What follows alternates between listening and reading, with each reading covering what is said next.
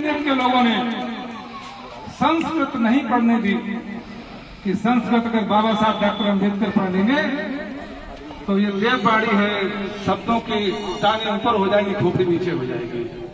मजबूर होकर बाबा साहब डॉक्टर अम्बेडकर को जर्मनी जाके संस्कृत पढ़ना पड़ा।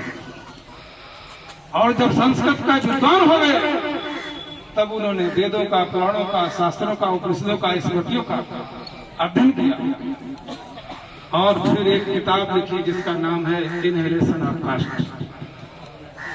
हु वेयर शुद्राज। आप तो मस्ती में हैं, आप बोलते रस आपने मेरे फाटे तन कर, मेरे भीतर कुछ नहीं होता जितना आपको होता है। क्या बात करते हैं हमारे लोगों ने। विधायक की तो बड़ी चीज है, बिना प्रधानी के सदियां गुजारी है, मजबूरी, लाचारी और बेइज्जती में। आप उसकी पीड़ा को नहीं सुनना चाहते हैं। हम भैंस हैं, जो आप पानी मारेंगे हम दूध निकाल देना ले जाएंगे और मेरे मालिक बन जाएंगे जुल्म करने के। इसी जहनीत को बदलने के लिए इस देश में बाबा साहब डॉक्टर अम्बेडकर ने, जब इस देश के मेरा कोई भाई बता रहा था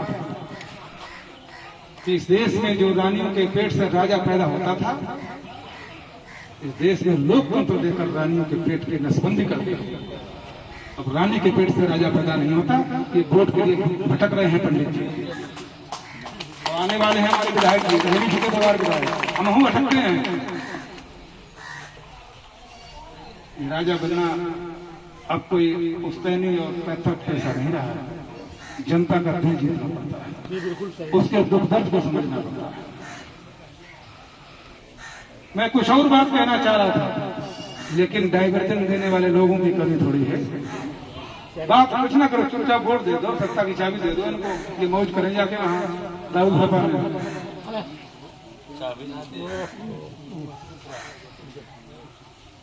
जितना वोट आपको मिल रहा है ना, इकट्ठा थोक है दलित समाज का, चमारों का। शायद 2 बार माननीय विधायक जी रहे हैं, इतना वोट कभी नहीं मिला हुआ जितना इस बार कर लेना गिनती, काउंटिंग जिस दिन हो, और अपने से कंपैरिजन कर लेना कि ये पूंजीपतियों का वोट बिक सकता है, धन्ना सेठों का वोट बिक सकता है, बड़े बड़े नंबरदारों का वोट बिक सकता है, लेकिन मेरे मजदूर गरीब लोग का एक एक वोट। इसकी वजह आप नहीं जानते। आप जानते हो कि चमरौटी में जाओ तो बाबा साहब का नाम लेकर वोट दे देंगे। हम ये भी समझते हैं, हम सब कुछ समझते हैं, लेकिन मामला कुछ और है। हमारे सामने मसला कुछ और है। इस देश से जिस दिन जमहूरियत खत्म हो जाएगी, इस देश से जिस दिन लोकतंत्र खत्म हो जाएगा, संविधान खत्म हो जाएगा, इस देश की चौथाई आबादी जो दलित, अनुसूचित जाति, अनुसूचित जनजाति के नाम से जानी जाती है, वो आपके मनसा का रूप पुराने दौर में फिर पहुंच जाएगी। और मेरी छूट है भाजपा के लोगों को, आरएसएस के लोग, शिवसेना के लोग, बजरंग दल के लोग, और पता नहीं कौन कौन से बाहिनी बनाए हैं, तुम कोशिश करना संविधान को बदलने की, लेकिन हम तुम्हें चुनौती देते हैं।